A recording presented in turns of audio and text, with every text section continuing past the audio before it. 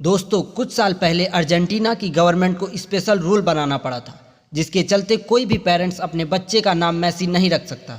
और इसके पीछे का रीज़न था ये बंदा लियोनेल मैसी, क्योंकि वहाँ मैसी नाम के इतने लोग हो चुके थे कि आगे चल के सबकी पहचान खतरे में पड़ जाती।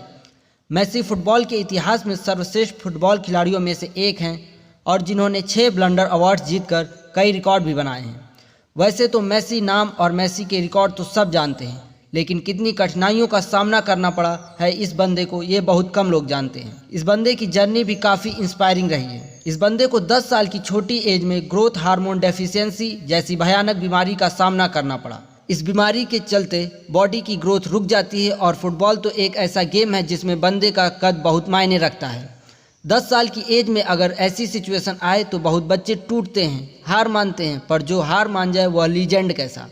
इस बीमारी के इलाज में इस बंदे को छोटी सी उम्र में हर दिन इसके पैरों पर इंजेक्शन लगवाना पड़ता था, जो कि 10 साल के बच्चे के लिए बहुत ही तकलीफ होती है। और इस बीमारी का इलाज भी बहुत महंगा था, जिसके चलते इनके पेरेंट्स की सारी सेविंग खत्म हो गई और ऐसे हालात में कोई उन्हें लोन देने को तैयार नहीं था, क्योंकि मैसी के पिता एक मामूली वर्कर थे और माँ दूसरों के घरों में खाना बनाया करती थी। दोस्तों, कहते हैं यूं ही नहीं मिलती राही को मंजिले, एक जुनून सा दिल में जगाना होता है। पूछा चिड़िया से कैसे बना आशियाना, बोली भरनी पड़ती है उड़ान, बार बार तिनका तिनका उठाना पड़ता है। कहते हैं हर विनर में एक बात कॉमन होती है और वह यह कि वह कितनी भी मुसीबत आए, कितनी भी तकलीफ हो, कितनी बार हार का सामना करना पड़े, ये तब तक पीछे नहीं हटते जब तक ये जो चाहते हैं उसे हासिल नहीं कर लेते। और ऐसे बुरे वक्त में मैसी ने कभी हार नहीं मानी और अपनी प्रैक्टिस को डबल कर दिया, क्योंकि इस उम्र में आते आते फुटबॉल उनका पैशन बन चुका था, उनकी ज़िंदगी बन चुका था। ऐसी बीमारी हालत में ये बंदा मैच खेलने के लिए चला गया और इसका इनाम उसको तुरंत मिला, क्योंकि वो मैच देखने बार्सिलोना यूथ क्लब के डायरेक्टर आए थे। मैसी का गेम देखकर वो काफ़ी इम्प्रेस हो गए और तुरंत मैसी के माता पिता से मिलने चले गए। उनसे मिलने के बाद उन्हें पता चला कि मैसी को ग्रोथ हार्मोन डेफिशिएंसी नामक बीमारी है।